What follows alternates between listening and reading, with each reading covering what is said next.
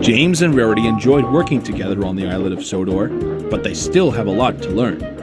James, you're a special mixed traffic engine. That means you can pull both coaches and freight cars quite easily, but you and Rarity still need to learn from your mistakes. James and Rarity both knew what Sir Topham Hatt was talking about. He can well remember that dreadful accident on their first day working together. Rarity, please tell James to be careful with the coaches. They don't like to be bumped. Then everyone came to admire James's shiny red paint. You know, Rarity, I'm a really splendid engine after all. Yes, James, darling. The Steamworks did a fabulous job with your new paintwork. It really quite suits you well. Then suddenly, he let off steam. A shower of water then fell on the controller's brand new top hat. Just then the conductor blew his whistle and James thought they had better go. Go on, Edward, let's go. Don't push, don't push. Listen to Edward and please don't go so fast. You'll ruin my mane. But James didn't listen.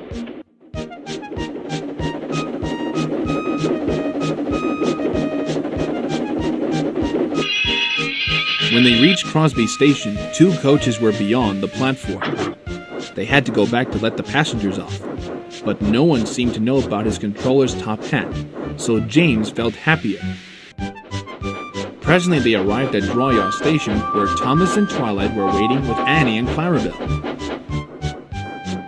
Hello, James. You feeling better? Good. Oh, that's my conductor's whistle. We must go now. I don't know what Sir Topham Hatt would do without us to run the Farquhar branch line. And they puffed importantly on their way. Then they passed the field where James had his accident. The fence was fixed and the cows were back again.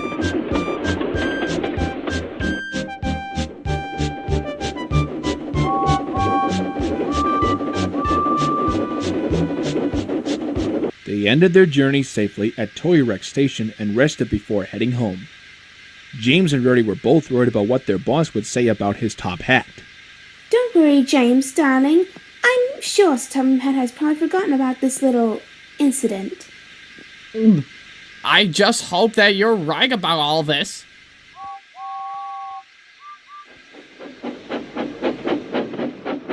But unfortunately, things got no better. Next morning, he spoke severely to James. If you can't behave, I will take away your red coat and have you painted blue. The big red engine didn't like that at all. Later, he was very rough with the coaches as he brought them to the platform at Napper Station. I say, do be careful, James. Don't talk, Rarity, keep going. Well, I never. Goring and Rainbow Dash never has to fetch their own coaches, and he's the only express engine painted blue. To make James even more cross, this time no one came near him. I'll show them a thing or two. They think Goring is the only engine who can pull coaches easily.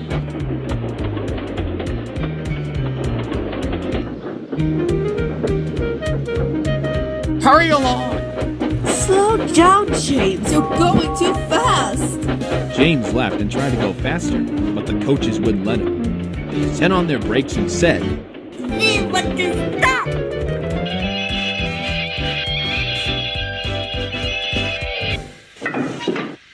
Oh, I say, what was that? Rarity? What's going on back there? Well, according to the gauges, the brakes were slammed on, leaking the pipe most likely. And I can't believe I'm saying this, but you banged the coaches long enough to make a leak somehow.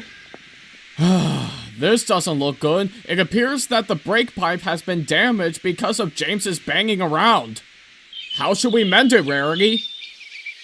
Idea! We'll wrap it with some old newspaper and a leather bootlace. We don't have a bootlace in the toolbox, so where are we going to find one at a time like this? Then ask the passengers if they've got any. You have seemed to have some leather bootlace, I see, Mr. Jobling. Can we have them, please? Absolutely not. These are the most expensive leather boots I purchased, and I'm not letting you use them for other silly purposes. Then I'm afraid the train will have to stop where it stands. We can't continue without serviceable brakes. That's not safe. The passengers were complaining to Rarity and the conductor what a bad railway this was, but they simply just ignored him and went about their usual business. Then they told Jeremiah what a bad man he was instead. Everyone was very cross. At last he handed his laces over.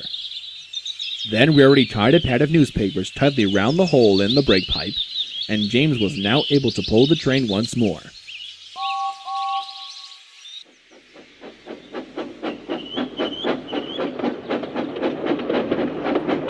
But he learned a valuable lesson that day, and took care afterwards to never bump coaches ever again.